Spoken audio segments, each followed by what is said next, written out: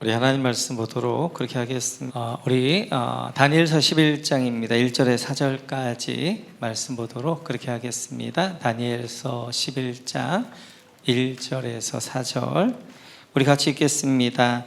내가 메대 사람 다리우스 1년에 그를 강하게 하고 보호하려고 일어섰다. 이제 내가 진실을 너희에게 말하겠다. 보아라, 페르시아에 또 새 왕이 일어날 것이며 그 뒤에 넷째는 다른 누구보다 큰 재물을 모을 것이다. 그가 재물을 모으고 권세를 주게 되면 모든 사람을 격동시켜서 그리스를 칠 것이다. 그러나 그리스에서는 용감한 왕이 일어나서 큰 권력을 쥐고 다스리면서 자기 마음대로 할 것이다. 그러나 그의 권세가 끝날 때가 되면 그의 나라가 깨어져서 천하사방으로 나뉠 것이다. 그의 자손도 그 나라를 물려받지 못한다.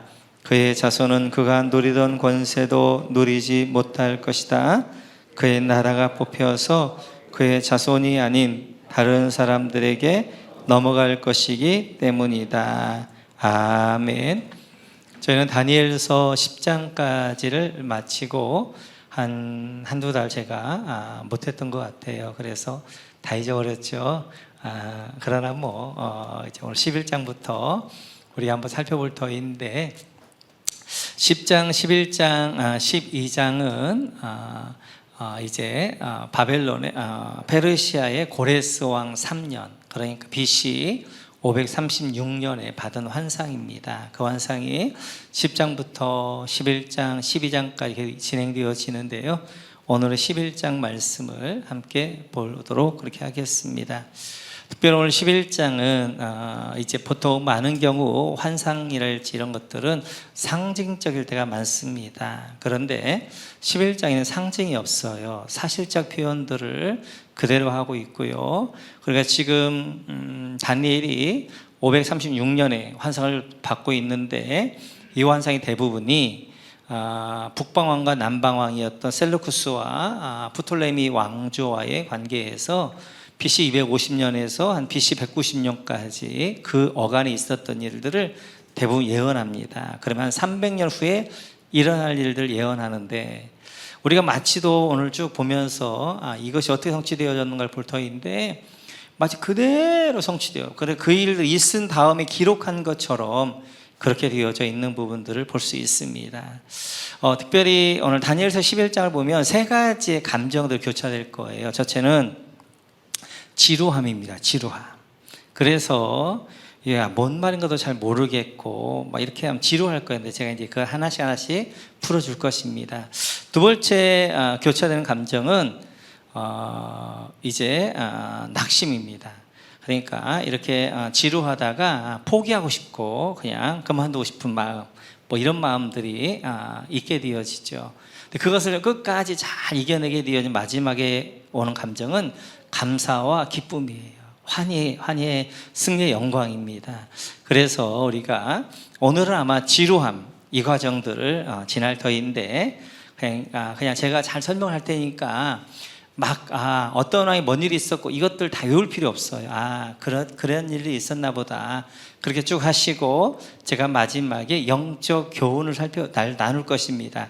그것만 여러분들 잘 기억하시면 돼요. 우리 인생은 좀 그런 것 같아요. 많은 경우 처음은 어떤 일을 할 때 처음부터 감사와 환희와 기쁨이 있는 게 아니라 처음은 조금 지루하고 여러 어려움들이 있지만 또 그것들을 잘 이겨나가게 되어 이직하면서 때때로 포기하고 싶기도 하고 때때로 낙심되어질 때도 있지만 그걸 잘 이기면 끝에 보게 되어지면 환희와 기쁨이 있는 것 같아요. 그래서 우리 인생을 이제 이렇게 어떻게 보면 산 등반하고도 많이 비유하잖아요. 그래서 올라갈 때는 산 올라갈 때 얼마나 지루해요. 지루하다 좀 중간중간 하다 포기해버릴까 막 이렇게 하다가도 이제 탁 올라가게 되어 그 기쁨과 환희 그것 때문에 등산하게 되어지잖아요. 오늘 말씀도 우리 인생도 그런 것 같아요. 오늘 말씀은 특별히 여러분에게 뭔 말인가 잘 모를 것입니다. 그런데 제가 하나씩 잘 풀어줄 테니까 그냥 그런 것이 있었나 보다라고까지만 하세요. 그걸 다 외우려고 그러면 여러분 머리 터집니다. 그러니까 제가 잘 알려드릴 테니까 그런 게 있었구나 정도만 하면 될 것 같아요. 우리 한번 2절 같이 한번 읽어볼까? 2절 같이 읽어볼까? 시작. 이제 내가 진실을 너에게 말하겠다. 보아라, 페르시아에 또 새 왕이 일어날 것이며 그 뒤에 넷째는 다른 누구보다 큰 재물을 모을 것이다. 그가 재물을 모으고 권세를 주게 되면 모든 사람을 격동시켜서 그리스를 칠 것이다. 여러분, 페르시아에 또 새 왕이 일어날 것이며, 이건 밑줄 그어주시고요. 지금 누구 때예요? 페르시아의 고레스 때예요.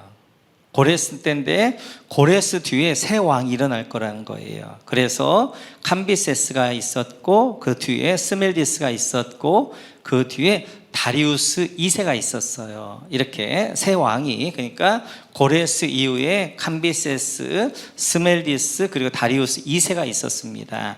그 다음에 이제 중요한 게 넷째 왕이에요. 넷째 왕. 이 네 번째, 고레스 이후에 네 번째 등장하는 왕이 바로 그 유명한 아하수에로 왕.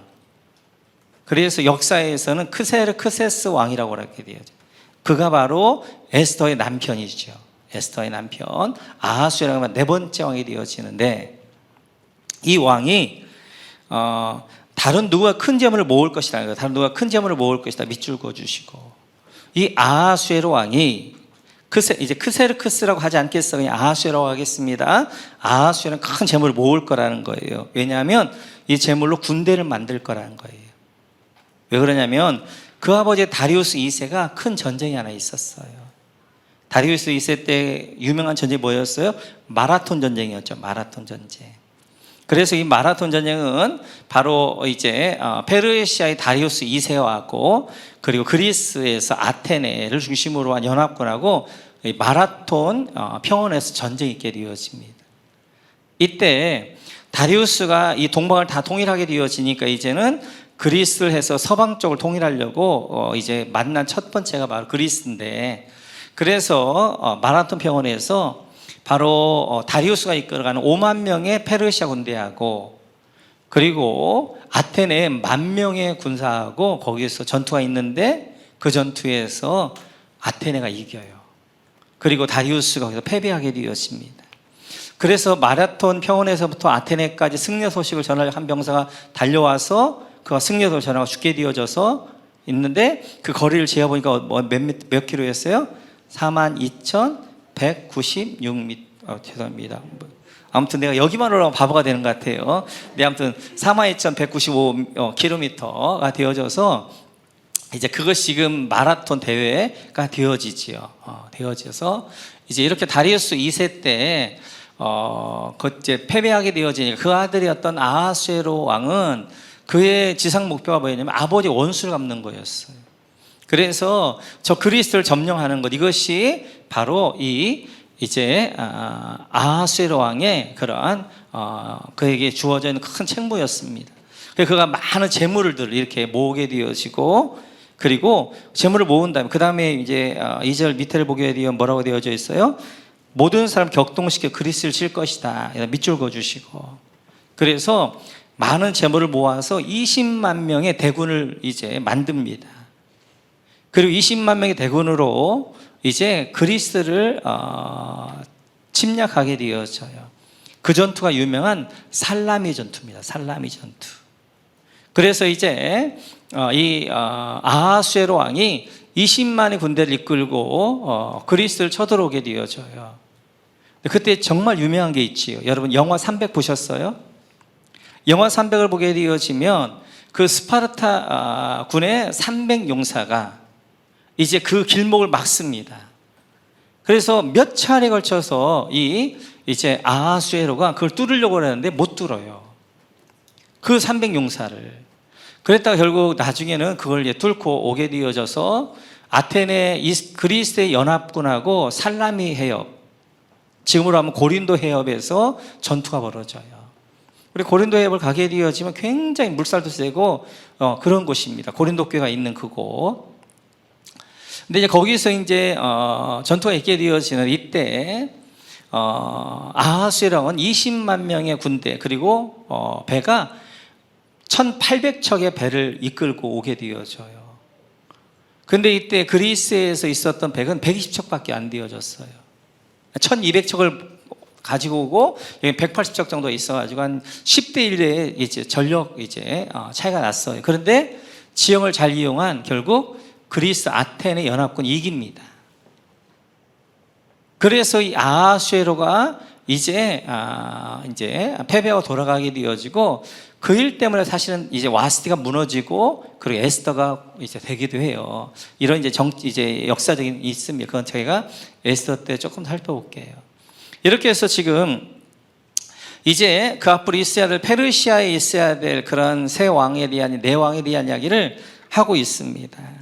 그러면서 3절 같이 한번 읽어볼까요? 3절 같이 읽죠. 시작. 그러나 그리스도에서는 용감한 왕이 일어나서 그 권력을 쥐고 다스리면서 자기 마음대로 할 것이다. 이제 그리스 헬라에서 용감한 왕이 일어난다. 밑줄 그어주시고 이 용감한 왕이 누구예요? 헬라의 알렉산더 대왕. 이 알렉산더 대왕이 331년에 가우 가멜라 전투에서 다리우스 3세예요. 페르시아의 마지막 왕인 다리우스 3세와 전쟁에서 결국 페르시아를 멸망시키죠. 페르시아를 멸망시킵니다. 지금 그 이야기를 하고 있는 거예요. 그래서 그가 큰 권세를 줄 것이다 라고 말씀하게 되어지고, 그러면서 4절 같이 읽어볼까요? 시작. 그러나 그의 권세가 끝날 때가 되면 그의 나라가 깨어져서 천하사방으로 나뉠 것이다. 그의 자손도 그 나라를 물려받지 못한다. 그의 자손은 그가 누리던 권세도 누리지 못할 것이다. 그의 나라가 뽑혀서 그의 자손이 아닌 다른 사람들에게 넘어갈 것이기 때문이다. 여기 그의 권세가 끝날 때가 되면 밑줄 그어주시고요.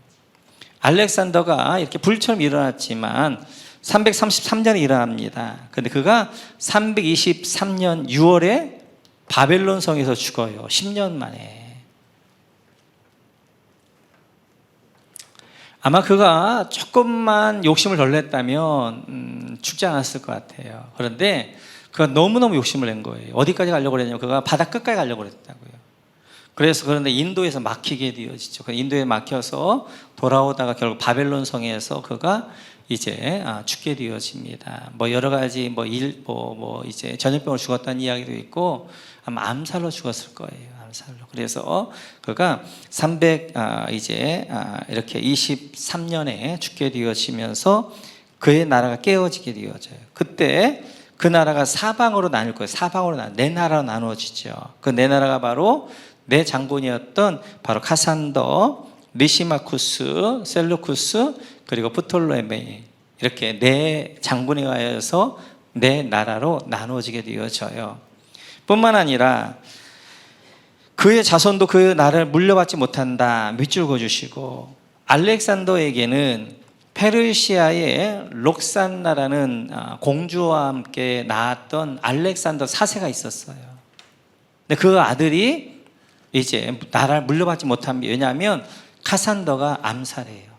죽게 되어지면서 알렉산더의 자손들 끝나게 되어지면서 네 장군들이 네 나라로 분할해서 나누게 되어집니다.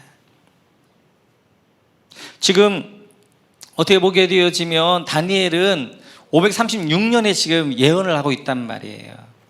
그런데 330년, 320년대 되어져야 될 이제 200년 후의 일이 그대로 지금 그냥 마치도 지나간 일을 기록하는 것처럼 그대로 되어지는 것들을 볼 수 있어요. 자, 그러면서 네 나라 나눠지는데 5절 이하를 보게 되면 남쪽 왕과 북쪽 왕이 나옵니다.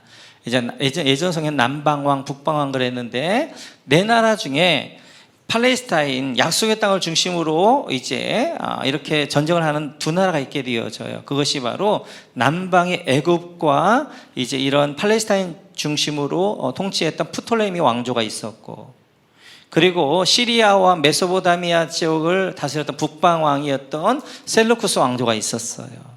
지금 5절부터는 그 이제 알렉산더 이후에 북방의 셀루쿠스 왕조하고 남방의 그 다음에 프톨레미 왕조하고 어떻게 그들이 전쟁하면서 어떤 일들이 있을 것인가를 설명하게 되어져요. 그래서 북방의 셀루쿠스 왕조는 왕들 이름을 크게 둘로 합니다. 셀루쿠스 아니면 이제 안티오쿠스. 그래서 셀루쿠스 1세, 안티오쿠스 1세, 셀루쿠스 2세, 안티오쿠스 2세 이렇게 가게 되어지고, 그럼 밑에 프톨레미는 바로 프톨레미 1세, 프톨레미 2세 이렇게 가게 되어지고, 자, 그렇게 할 거니까 여러분들이 이제 보시면서 보는데, 자, 5절에 보게 되어지면 남방 같이 읽죠. 시작. 남쪽 왕이 강해질 것이나 그의 장군 하나 가운데 하나가 그보다 더 강해져서 더 큰 나라를 다스릴 것이며 그의 권세는 매우 클 것이다. 남쪽 왕 어디예요? 프톨레미 왕조죠. 거기가 강해질 거라는 거예요. 그러니까 지금 이제 알렉산더 죽은 이후에 네 나라 나눠졌을 때는 프톨레미 왕조가 강했습니다. 그래서 프톨레미 1세 때는 바로 프톨레미 강했어요. 근데 그의 장군 가운데 하나, 그의 장군 누구예요? 바로 알렉산더의 장군 가운데 하나 누구예요? 셀루쿠스입니다. 셀루쿠스가 나중에 더 강해지게 되어져요. 그래, 그보다 더 강해져서 밑줄고 여기는 바로 안티오쿠스 2세를 말하게 되어져요. 그래서 처음에는 프톨레미가 더 강했었는데 이제 갈수록 셀루쿠스가 더 강해집니다. 그러자 6절 같이 한번 읽어볼까요? 시작. 몇 년 뒤에 그들은 동맹을 맺을 것이며 남쪽 왕은 자기 딸을 북쪽 왕과 결혼시켜서 서로 화친할 것이다. 그러나 그 여인은 아무런 권세도 쥐지 못하고 왕자를 낳아도 세자가 되지 못할 것이다. 그 여인과 그 여인을 호위하여 온 이들과 그 여인을 낳은 이와 그 여인을 편들어 돕던 모든 사람이 다 버림을 받을 것이다. 이렇게 이제 프톨레미 왕조보다 그 다음에 이제 셀루쿠스 왕조가 프톨레미 2세보다 그 다음 안티오쿠스 2세가 더 강해지니까 프톨레미 2세가 이제 작전을 하나 짜는 거예요. 그게 바로 뭐냐면 정략결혼입니다. 그래서 프톨레미 2세의 이제 딸을 안티오쿠스 2세에게 바로 베레네스라는 그 딸을 시집 보내게 되어져요. 그래서 이 딸이 이제 시집을 가서 셀루쿠스 왕조에서 이제 아들을 낳게 되어지면 그 아들이 이제 셀루쿠스의 왕조가 되면 프톨레미 왕조 같이 합병해서 같이 한 나라를 이뤄야 되겠다 이런 꿈을 꾸고 자기 딸을 이제 이렇게 안티오쿠스 2세에게 이제 시집을 보내게 되어지는 거예요. 그런데 이 안티오쿠스 2세에게는 전처가 있었어요. 그 전처가 이제 이 베레네스를 죽입니다. 그리고 베레네스가 이제 했던 아들도 다 죽이게 되어져. 그래서 이제 그 밑에 보게 되어지면 6절 보면 동맹을 맺을 것이며 남쪽은 자기 딸을 북쪽에 결혼시켜서 밑줄 그어주시고 그러나 그 여인은 아무 권세도 주지 못할 것이고 밑줄 그어주시고 이거 그냥 거기가 이제 암살당합니다. 왕자를 낳아도 세자가 되지 못할 것이고 왕자를 낳았어 근데 죽임당합니다. 그리고 다 밑에 다 벌을 받을 것이다. 밑줄 그어주시고 그래서 성경에서 예언한 대로 그대로 되어졌어요. 뿐만 아니라 7절 같이 한번 읽어볼까요? 시작. 그러나 그 여인의 뿌리에서 난 자손 가운데 한 사람이 왕의 자리를 이어받을 것이다. 그가 북쪽 왕의 군대를 공격할 것이며 요새에 들어가 그들을 쳐서 이길 것이다. 이 여인은 누구예요? 바로 프톨레미 2세의 딸이었던 베레네스의 뿌리. 그러니까 이 베레네스의 이제 형제였던 프톨레미 3세를 이야기하게 되어져요. 그 3세가 여인의 뿔에서 난 자손 가운데 한 사람이 바로 프톨레미 3세가 뭐 하는 거예요? 이제 북쪽 셀루쿠스를 공격합니다. 그리고 결국 이제 그 밑에 보게 되어 요새에 들어가 그들을 쳐서 이길 것이다. 밑줄 그어주시고 그리고 결국 누가 이기는 거예요? 프톨레미 3세가 복수를 합니다.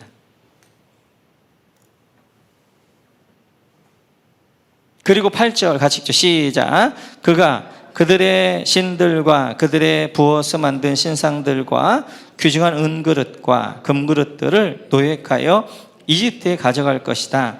평화가 몇 해 동안 이어간 다음에, 그래서 이렇게 프톨레미 3세가 승리한 다음에 전리품을 가져왔지요. 그래서 이제 만든 신상들과 귀중한 은그릇과 금그릇들을 노예가여 이집트로 가져갈 것이다 밑줄 그어주시고, 그래서 이때 많은 이제 노획물들을 이집트로 가져갑니다. 그리고 당분간 평화가 또 있게 되어져요.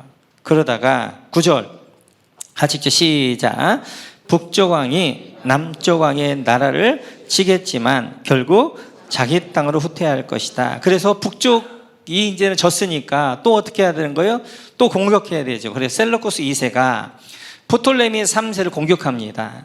그런데 누가 이기는 거예요? 프톨레미 3세가 이겨요. 그래서 자기 땅으로 후퇴할 것이다 밑줄 그어주시고, 북쪽 왕이 쳐들어왔지만 결국 그들이 패하고 자기 땅으로 이제 후퇴하게 되어지는 거예요. 그러자 11절 같이 읽죠. 시작. 남쪽 왕이 크게 격분하여 나아가서 북쪽 왕과 싸울 것이다. 이때 북쪽 왕이 많은 군대를 일으킬 것이나 그 큰 데는 남쪽 왕의 손에 넘어가 포로가 될 것이다. 여기서 마찬가지예요. 여기 남쪽 왕은 바로 프톨레미 4세, 북쪽 왕은 이제 안티오쿠 3세, 그 자녀들이 싸움합니다. 근데 이때 이제 남쪽 왕의 손에 넘어가 포로가 될 거 밑줄 그어주시고, 프톨레미 4세가 이기면서 안티오쿠 3세가 패배하게 되어져요.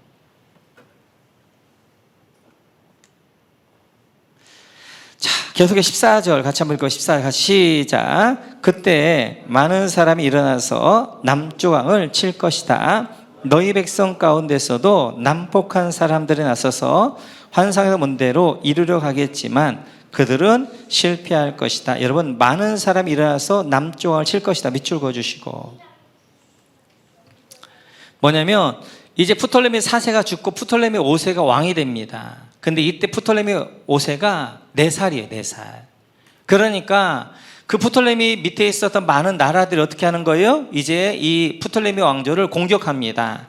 근데 제일 밑에 줄을 보면 그들은 실패할 것이다 밑줄 그어주시고, 그러나 신하들이 잘했던 것 같아요. 프톨레미 5세는 4살밖에 안 되는 어린 이제 왕이었지만 신하들이 잘해서 결국 프톨레미 왕조가 다 이기게 되었습니다.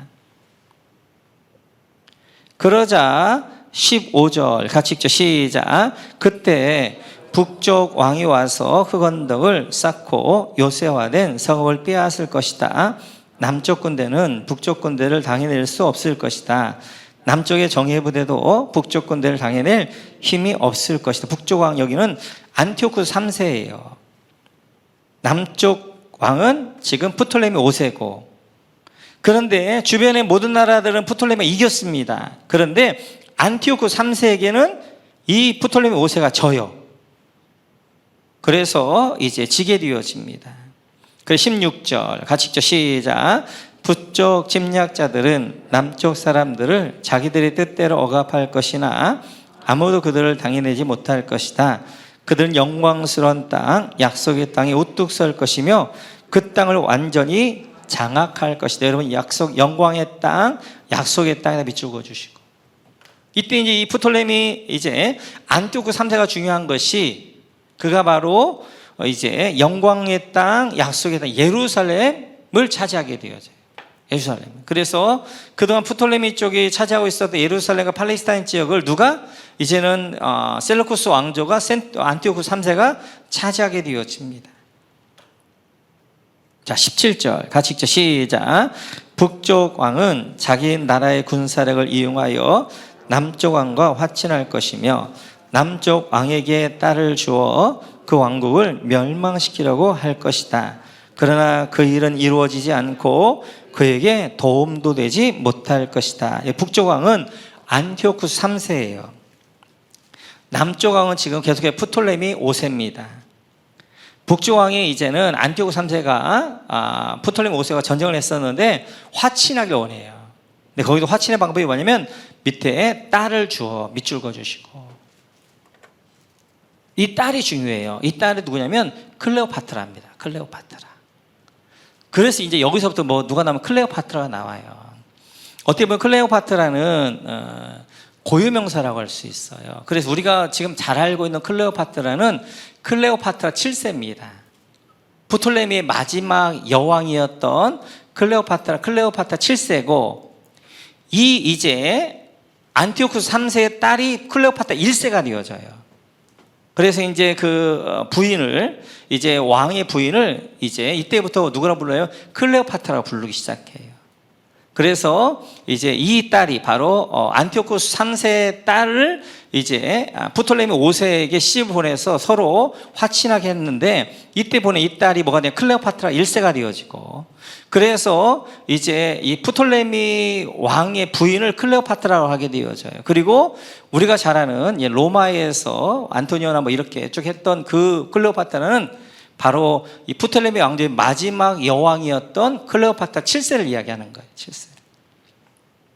이렇게 해서 이제 안티오쿠스 3세가 생각할 때 전쟁을 하지 말고 딸을 시집 보내가지고 저번에 이제 이 프톨레미가 생각했던 것처럼 딸을 시집 보내가지고 그냥 그 나라를 어떻게 해요? 프톨레미로 우리가 그냥 합병해버려야 되겠다 이런 마음을 먹고 딸을 시집 보냅니다. 그런데 여기 여러분 밑에 보게 되어지면 이제 그 일은 이루어지지 않고 그에게 도움도 되지 못할 그래서 밑줄 그어주시고 이렇게 클레오파트라 딸을 시집을 보냈는데 이 딸이 가서 프톨레미 5세를 너무 좋아해버린 거예요. 그러니까 정략결혼을 한 거예요. 근데 이 딸이 가서 프톨레미 5세를 보니까 너무너무 멋진 남자야. 그 남자에 확 빠져버린 거예요. 그래서 누굴 배반해버려요? 아버지를 배반하는 거예요. 그래서 안티오쿠스 3세가 이 딸을 통하여서 이제 프톨레미 이제 왕조를 무너뜨리고 애굽까지 다 이제 점령하려고 했는데 이 딸이 금방 남편이 더 좋은 거예요, 아빠보다. 그러니까 남편에게 이제 가까이 아빠 정보도 안 주게 되어지고 멀리하게 되어지고 그래서 안티오쿠스 3세의 이런 모든 계획이 다 어긋나게 되어져요. 여기까지가 20절까지의 내용입니다. 이제 다니엘서 11장 중요한 것이 21절부터예요. 안티오쿠스 4세 에피파네스가 나오는 거예요. 이 인물을 이야기하려고 그러는 거예요. 그래서 우리가 다른 사람 몰라도 적어도 안티오쿠스 4세 에피파네스는 알아야 돼요. 지금 그 전까지 어떤 일이 있었는가를 쭉 설명하는 것이 오늘 20절까지 내용이에요. 그래서 이제 프톨레미 왕조에서 프톨레미 1세하고 그 다음에 셀루쿠스 왕조에서 셀루쿠스 1세, 안티오쿠스 1세부터 쭉 해서 어떤 일들이 있었는가를 쭉 설명하게 되어져요. 마치 이걸 보게 되어지면 어떤 느낌이 드냐면 지나온 이제 조선시대의 역사를 지금 이렇게 기록하는 것 같잖아요.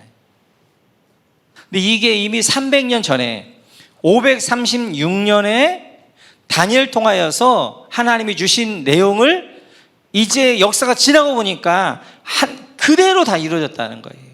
뭐 딸을 줘서 정략결혼을 하게 되어 그 딸과 함께 어떻게 되어졌는가, 그 딸이 정략결혼했지만 그 딸이 다 죽게 되어지고 자는 죽게 되어지고 또 딸을 정략결혼했지만 그 뜻을 이루지 못하고 딸이 도리어 그 남편을 더 좋아하게 되어지고 이것이 300년 후에 되어질 일들을 다니엘에게 536년에 예언을 했는데 그대로 되어졌더라라는 내용이 되어져요. 여기까지가 사실적인 내용이 되어지고 그러면 오늘 이 본문을 통해서 우리는 영적 교훈은 어떤 영적 교훈이 있느냐 하는 거지요. 우리 한번 2절 같이 한번 읽어볼까? 2절 같이 가요. 시작. 이제 내가 진실을 너에게 말하겠다. 보아라. 페르시아에 또 새 왕이 일어날 것이며 그 뒤에 넷째는 다른 누구보다 큰 재물을 모을 것이다. 그가 재물을 모으고 권세를 주게 되면 모든 사람을 격동시켜서 그리스를 칠 것이다. 지금 페르시아가 128도가 되어지는 어마어마한 나라단 말이에요. 저기 이제 인도부터 이제 어떻게 보면 징기스칸 이제 전에 가장 넓은 땅을 이렇게 차지했던 나라 가운데 하나란 말이에요. 근데 그 나라의 역사를 단 한 줄에 딱 정리해 버린다고요. 하나님의 영원하심에 비하면 이 페르시아의 이 영광, 페르시아의 이러한 어마어마한 역사, 제국의 역사, 이것도 한 줄에 불과하다는 거예요. 한 찰나에 불과하다, 한 순간에 불과하다는 거예요. 그래서 지금 이제 이렇게 페르시아 역사를 이렇게 이제 엄청난 그러한 이제 페르시아 역사를 이렇게 한 줄에 정리하면서 하나님의 영원하심에 비하면 제국의 역사라는 것은 아무것도 아니다, 한 줄에 불과한 것이다, 한 찰나에 불과한 것이다 라고 말씀하게 되어져요. 지금도 미국과 맞짱 뜨자는 나라가 몇 나라가 있는데 그 나라 중에 하나가 이란이라는 나라입니다. 이란이라는 나라는 지금도 미국인들 절대 숙이질 않아요. 왜냐하면 그 나라는 자기 민족에 대한 자긍심이 있어요. 자기는 페르시아의 후손이라는 거예요. 페르시아였어. 그 역사상 보게 되어지면 이제 다른 나라의 통치를 받은 적이 없는 나라 가운데 아마 거의 유일한 나라일 거예요. 그 나라가 이란입니다. 한번 보여주시겠어요? 우리가 이제 어성경에 보게 되어 이제 이거 보잖아요. 지금 젤로 오른쪽에 보게 되어지면 이제 빵빵빵 했던 것이 뭐예요? 바벨론이잖아요. 이제 페르시아. 자, 페르시아 그다음 게 넘겨줘 보시겠어요? 페르시아가 어디예요? 이제 중간에 보게 되면 중간에 이제 뽕 나왔던 데가 알렉산더, 헬라 알렉산더 있잖아요. 거기에 망합니다. 그리고 알렉산더 때부터 누가 나오는 거? 로마가 이제 나오는 거죠. 저기 저 색을 뭔 색이라고 그래요? 색깔. 아무튼 네, 보라색이죠. 그 색으로 나온 것들이 자, 한번 넘겨줘 보시겠어요? 이제 로마가 커져요. 다른 나라들은 전부가 다 로마에 복속됩니다. 근데 유일하게 하나 남는 나라가 있어요. 그 나라가 그냥 페르시아이고 그 나라 이란입니다. 그 다음 넘겨주시겠어요? 끝에 가게 다 없어져요. 근데 어디만 남아있냐면 이란만 남아있어요. 페르시아만 남아있어요. 그러니까 이 페르시아는 다른 나라에게 멸망을 당해서 지배당하지 않았어요. 지금까지 단 한 번도. 그렇기 때문에 이란 사람들의 자기 민족에 대한 자긍심은 어마어마한 거예요. 그 페르시아를 하나님은 지금 오늘 어떻게 하는 거예요? 한 줄에 그냥 한 절에 정리를 하고 있단 말이에요. 이 페르시아 제국의 이제 전 세계를 좌지우지했던 어마어마한 이 역사를 한 줄에 기록하면서 하나님의 영원하심에 비하면 페르시아의 그 제국이라 할지라도 아무것도 아니다라고 설명하게 되어져. 하물며 100년, 200, 오래 살아야 100년 사는 우리 인생은 어떻겠어? 우리 인생은. 우리 이 땅 가운데에서 하나님의 영원하심에 비하면 점 하나에 불과한 거예요, 우리 인생이. 그래서 오늘 이제 한 달 묵상 조지물로 6번에 영원한 것을 남겨라 라고 말하는 것처럼 우리가 유한한 인생 가운데 살지만 우리 영원할 수 있는 것은 바로 영원하신 그 하나님이 내 안에 계실 때, 그리고 영원한 나라에 우리가 상급을 쌓을 때 그 나라에서 영원할 수 있게 되어지는 거예요. 그래서 이 페르시아라는 이 어마어마한 나라도 하나님 나라에 비하면, 하나님에 비하면 한 줄밖에 되지 않는 그러한 이제 것이다 라고 말씀하게 돼요. 하나님을 늘 묵상하셔서 하나님 얼마나 크신 분이신가, 그 하나님이 내 아버지가 되어주시고 그 영원한 가운데 나를 하나님이 초대하셔서 그 은혜 가운데 살게 하신다 하는 것들을 묵상하면 좋겠고, 물론 우리가 이 땅에서 누리지 말자는 건 아니에요. 누려야지. 하나님이 주셨던 것들, 은혜도 누리게 되어지고 하나님이 주셨던 이제 자연도 누리게 되어지고 우리의 시간도 누릴 줄 알아야 되는 거예요. 그러나 적어도 노아처럼 땅의 사람이 되면 안 된단 말이에요. 땅에 그래 술 취한 자가 되면 안 된단 말이에요. 그리고 영적으로 벌거벗은 자가 되면 안 된단 말이에요. 우리는 이 땅에서 살지만 우리의 시선 하늘을 향하게 되어지고 늘 주를 바라보게 되어지고 그리고 하늘의 사람으로 우리가 살아가야 되는 거예요. 우리가 영원 가운데 살아가는 여러분 모두가 되시기를 주님의 이름으로 축원합니다. 두 번째는 하나님이 만들었던 선민 유형의 나라 이스라엘은 망하지만 역사의 주관자는 하나님이시다 하는 것들을 다니엘서는 계속해서 이제 설명하게 되어져요. 그래서 하나님이 만들었던 이스라엘 나라는 북이스라엘은 아수르에 망하게 되어지고 남유다는 바빌론에 망해서 그 나라는 없어졌지만 그럼 하나님이 실패한 것인가?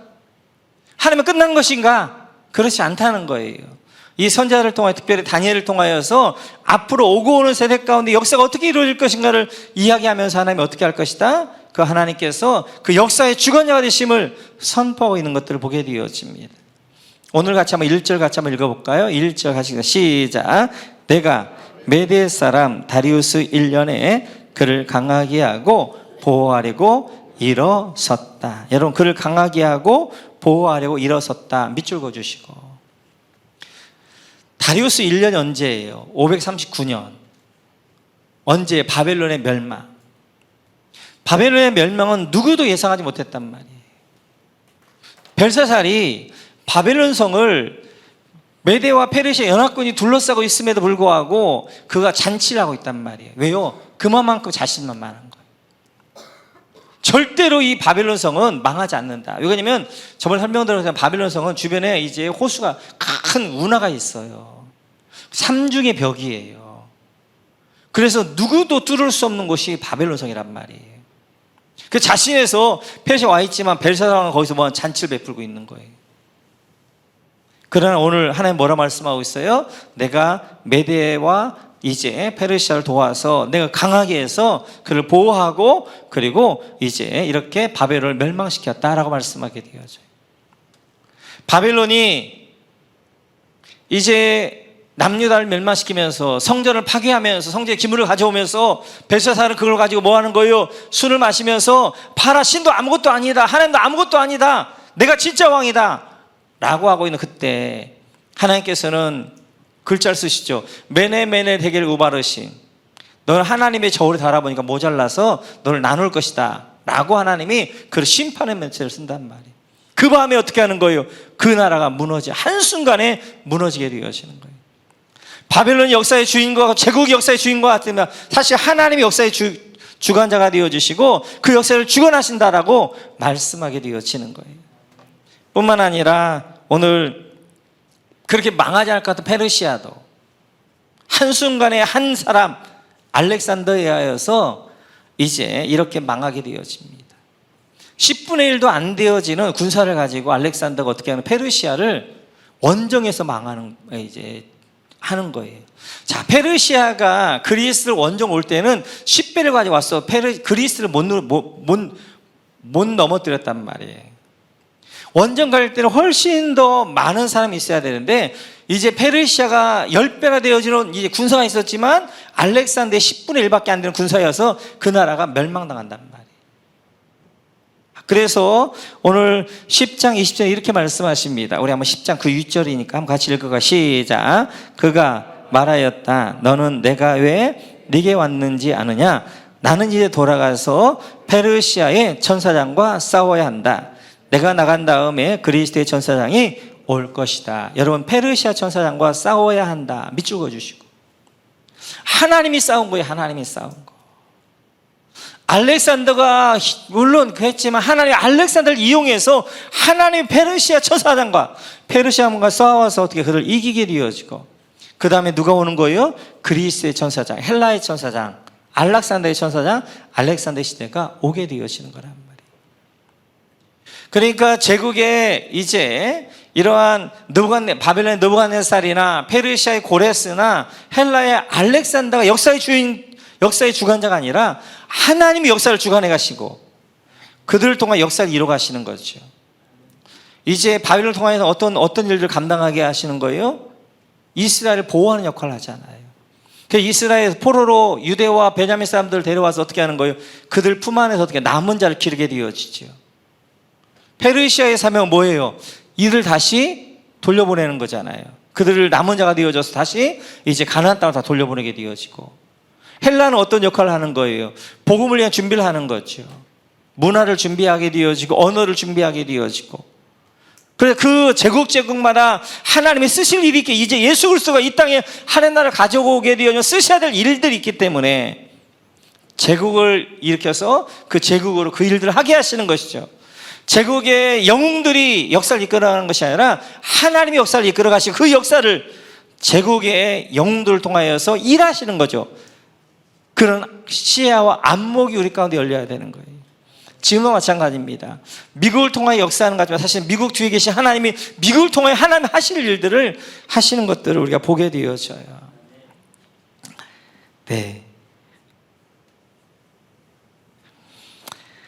그 외에도